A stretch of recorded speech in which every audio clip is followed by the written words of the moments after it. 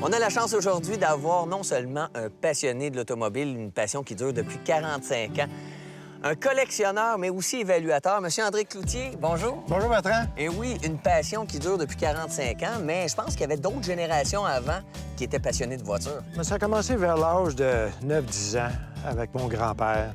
À chaque fois que j'allais dans la Beauce, lui, il avait un Buick McLaughlin 1929, la grosse limousine à l'époque. Hein? Puis, c'est sûr que j'aimais cette voiture-là, mais mon père, lui, disait « Oh, ça sent le gaz. » Lui, il ne voulait pas que je m'embarque là-dedans, mais quand même, un peu plus tard, en 1977, j'ai commencé à être collectionneur. Même, j'ai acheté une voiture, un Modella Roadster Pickup, 15 jours avant de me marier. Il faut le faire. Hein? Fait que, disons, ça a été ma première femme, je pense. Ah oui, donc on a combiné amour mécanique et, C'est ça. et conjointe de vie. C'est ça, oui.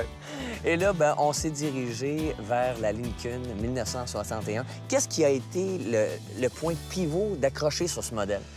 Le point pivot, c'était la mort de Kennedy. Disons, j'aimais bien cette voiture-là. Suivre aussi la X100, qui était la voiture de Kennedy. Une voiture qui mesurait 4 pieds plus long que celle-là et 2500 livres de plus. Oh boy! Ouais. Donc, c'était un autre comportement. Mais sur le modèle 1961, c'est un modèle qui rejoignait quand même une classe sociale assez en moyen, assez riche. Moi, quand j'étais jeune, je coupais les gazons, puis le docteur avec qui je travaillais, lui, il avait des Continentales, puis il changeait tous les 2 ans. Et quand il est arrivé avec une voiture, lui, il avait la 1962. Ça m'avait beaucoup impressionné. Il dit « Hey, un jour, il faudrait que je sois capable d'obtenir une voiture comme ça. » C'était la voiture de l'époque. Hein? Elle déclassait tout le monde. L'Impérial, l'Impérial Chrysler. Ensuite, on avait aussi le Cadillac. Donc, est-ce qu'on peut dire qu'à l'époque de 1960-1961, ce modèle-là a inspiré un paquet de designers qui ont pas copié, mais qui se sont inspirés du modèle Lincoln Continental? Oui, un peu, on pourrait dire ça aussi. Dans ce temps-là aussi, moi, je dis que les dessinateurs changeaient de compagnie. Peut-être à tous les 2-3 ans. C'est pour ça qu'on retrouve des voitures qui se ressemblent après quelques années. T'sais, Chrysler va sonner à Ford, Ford s'en va à Chrysler. Et cette voiture-là, à l'époque, a marqué quand même l'industrie. Oui, il a marqué de l'industrie, mais ça n'est pas fait beaucoup. Hein? Ça n'est fait 25 160 véhicules Lincoln au complet. Parmi ces 25 000-là, il y en a eu 4 toits durs, ce qu'on appelle hardtop. 1960, c'est la première version. On peut les reconnaître facilement en regardant devant les roues de l'auto, entre le pare-choc et les roues. Vous allez trouver une grande lame de métal avec une pesée qui ressemble des pesées pour retenir les chevaux autrefois. Il en mettait une de chaque côté et en arrière pour garder une certaine vibration qu'on avait entre 57 et 58 000 à l'heure. Le char vibrait. Fait qu'ils ont posé ça. Et après 63, ça a disparu, ça. Ils ont été capables de rebalancer le véhicule. Ce qui est remarquable, lorsque le toit est complètement rabaissé, il n'y a aucun pilier. Il n'y a aucun pilier, puis il n'y a pas de châssis en dessous non plus, là. Ce qu'on appelle, c'est monocoque. C'est élégant, c'est prestigieux. C'est une voiture pour des noces aussi, tu sais, ou des grandes occasions. Est-ce que c'est peut-être cette raison-là qui faisait en sorte que Kennedy était en amour avec la Lincoln Continental? Mais c'est que la division Ford fournissait tous les véhicules pour ce qu'on appelle le Secret Service, l'agent secret. En tout cas, à droite, c'est vraiment confortable. Je sais pas au volant, qu'est-ce que ça donne. Ah, vous allez voir, là, c'est merveilleux. C'est toute une autre conduite. Vous allez avoir le contrôle parfait, mon cher monsieur. Bon, je vais vivre ce que Kennedy vivait. Soyez-vous, monsieur Kennedy. Hey, merci! Hein, le présidente, le présidente. Comment vous trouvez la conduite? La première chose qui est remarquable, c'est de voir la douceur de suspension et juste le poids. Quand on arrive au freinage avec un véhicule de 5 000 livres, c'est sûr qu'on ne peut pas s'attendre à des performances. On ne freine pas sur une scène. Mais c'était pas la philosophie de la voiture. Non.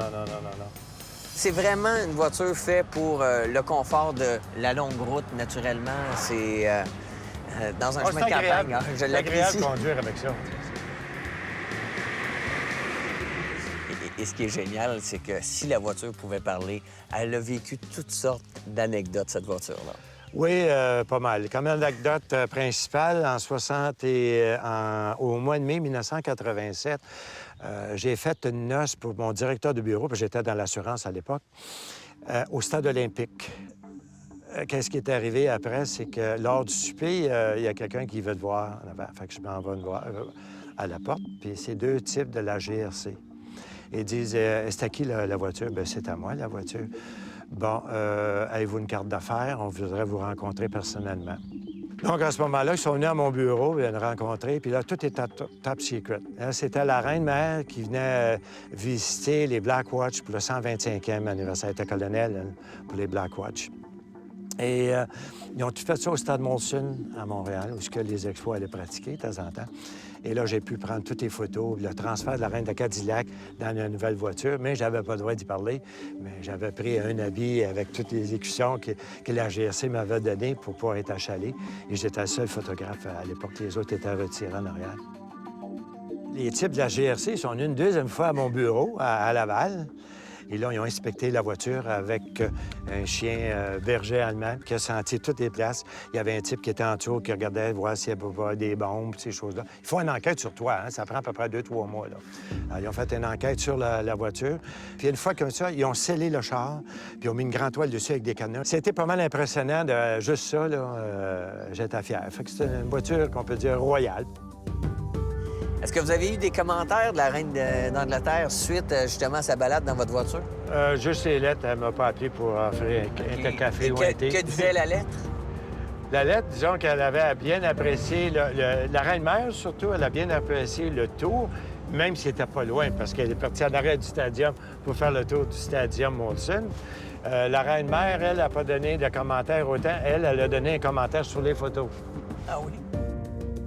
Eh bien, André, merci d'avoir partagé la Lincoln 1961 à Saint-Royal. Bien, c'était un grand plaisir pour moi C'est gentil. de discuter avec vous, mon cher monsieur. Merci. Merci, Bertrand.